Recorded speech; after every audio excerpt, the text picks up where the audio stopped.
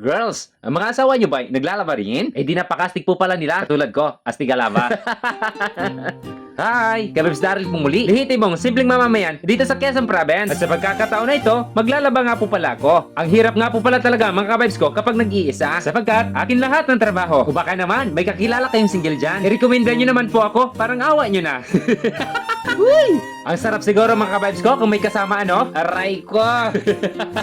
Isang linggo nga po pala mga kabibs ko na hindi po ako nakapaglaba. Kaya tuloy, medyo tambak ang labahin ko. Kung hindi pa nga dahil kay Bagyong Uwan na paparating, ay hindi pa ako maglalaba. Ayaw ko pa nga po sana mga kabibs ko na maghubad dyan ng damit ko. Pero kailangan eh. Nakita niyo tuloy ang kagandahan ng katawan ko. Uy! At dahil nga sa kagandahan ng katawan ko, lamok lang ang nakikinabang. Pwede bang next time? Ikaw naman? At dahil nga sa bagyo mga kabibs ko, ay mabilisan ang paglalaba ko rito. At ayon sa plano ko, ay bago man na sana dumating ang Bagyong Uwan, ay matuyo na ito. Kaya sana, ay tulungan nyo naman ako. Chawot!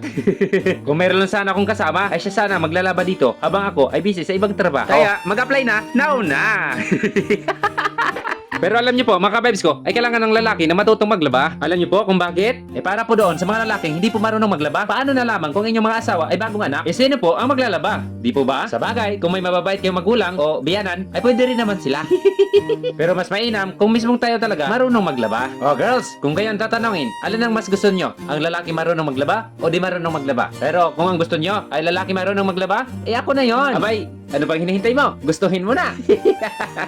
Kaya lang. Pero minsan, may mga lalaking ayaw nila matutong maglaba o ayaw nila talaga maglaba sapagkat nakakabawas po na yun ng kanilang pagkalalaki. Mga kabibs, ano po ang inyong opinion tungkol sa usapin na ito? At mag-comment ka naman dyan sa baba.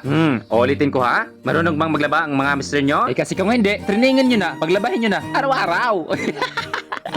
Kasi kung hindi pa rin sila natuto, hey girls, mag-isip na kayo ng mga parusa.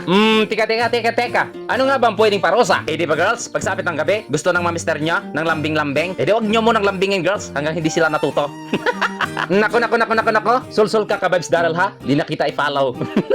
Wala siya. Sige mga kabibs ko, matatapos na pala tong bidyong to. Bago pa matapos ang video to mga kabibs ha, papindot ng follow sa tapat ng pangalan ko. Tapos tayo maglaba guys. Mga kabibs ko. At huwag nga rin pong kalimutan na mag-like at mag-share sa video ito. At maraming salamat mga kabibs ko.